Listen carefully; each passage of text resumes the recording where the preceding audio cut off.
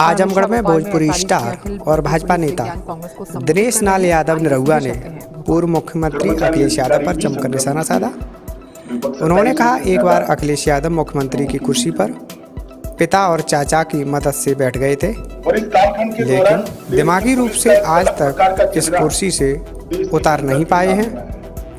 इसी तरह का व्यवहार कार्यकर्ता और पदाधिकारियों के साथ करते हैं। आजमगढ़ जिले से इस्तीफे को लेकर निरहुआ ने कहा, अखिलेश का रहना या न रहना दोनों बराबर हैं। देखिए, अखिलेश यादव जी की जहाँ तक बात करेंगे, उनको मैं जितना जानता हूँ, जितना समझता हूँ, वो सिर्फ और सिर्फ खुद के अलावा किसी के बारे में सोचने वाले इंसान नहीं है। चाहे वो उनके पिता हों, चाहे उनके चाचा हों, चाहे उनके भाई हों, चाहे उनकी भाभी हों, चाहे उनकी बिरादरी हो, चाहे उनका प्रदेश हो, चाहे उनका देश हो।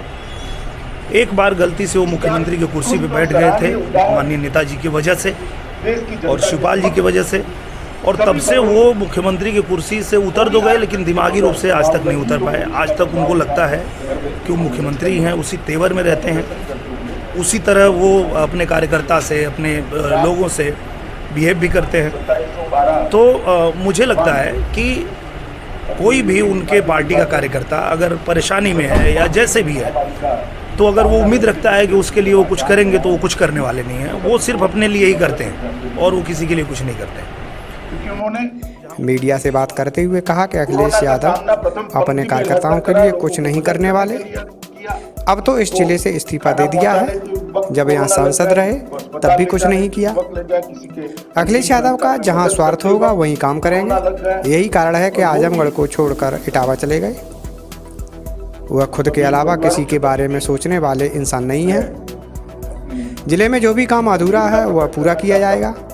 चुनाव लड़ने के सवाल पर उन्होंने कहा कि पार्टी नेतृत्व चुनाव लड़ने का निर्देश देगा तो चुनाव भी लड़ा जाएगा। जब हम लोग चुनाव लड़ रहे थे तो उस समय मैं कहता था कि वो सिर्फ कहने के लिए कहते हैं कि आजमगढ़ भी मेरा घर है और इटावा भी मेरा घर है, लेकिन जब भी आवश्यकता पड़ेगी उनको, जहाँ उनका निजी स्वार्थ होगा, तो वो आजमगढ़ को छोड़ देंगे, और वही हुआ, उन्होंने छोड़ दिया।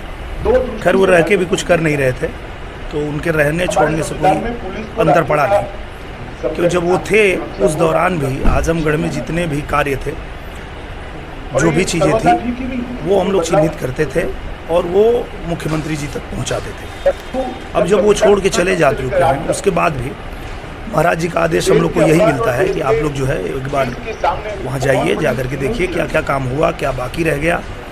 और चूँकि हमारे डीएम साहब भी चेंज हुए हैं, तो बहुत सारे कार्य ऐसे थे जो हम लोगों ने उनको दिया था करने के लिए। देवारा में पुलिस चौकी करना था, फिनहिनी का एक पुल बनाना था, देवारा का पुल का बहुत टाइम से चल ही रहा है। तो बहुत सारा काम पेंडिंग रह गया, जो फिर से हमको इनको भी देना है और फिर मुख्यमंत्री जी को भी सौंपना है। तो इस वजह से हम लोग जो है यहाँ पे आजमगढ़ के दौरे पे हैं और वो सारे कार्य को चिन्हित करके और मुख्यमंत्री जी तक पहुँचाना है। बिल्कुल मेरा नाम आ रहा है, और मैं जब मुझे लड़ने के लिए आदेश मिलेगा तो मैं लड़ूंगा भी, क्योंकि जब अखिलेश यादव आए तो उनसे लड़ने से पीछे हटे ही नहीं, तो अब कोई आ जाए तो क्या फ़र्क पड़ता है। तो मुझे नहीं लगता है कि मेरी पार्टी अगर मेरे लिए चाहेगी कि मैं चुनाव लड़ूं तो मैं पीछे तो नहीं हट सकता। दिनेश लाल निरहुआ ने आजम खां के मामले में चुप्पी और चाचा शिवपाल यादव के सवाल पर कहा कि वह किसी के साथ नहीं खड़े हैं। सारी बातें विचारधारा की होती हैं। हम लोग भगवान राम की विचारधारा वाले लोग हैं। भगवान राम को राजा बनना था, पर उन्हें बन जाने का आदेश मिला तो समाज के लिए बन चले गए। अखिलेश यादव के बयान सुने होंगे, जब वह क्रांतिकारियों देशभक्तों की तुलना जिन्ना से करते हैं, तो ऐसे व्यक्ति की विचारधारा के बारे में समझा जा सकता है।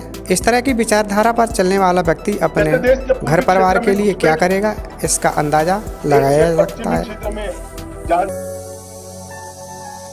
सब्सक्राइब कीजिए न्यूज़ इन इंडिया को और बेल आइकन को दबाइए न्यूज़ से जुड़े लेटेस्ट वीडियोज सबसे पहले देखने के लिए।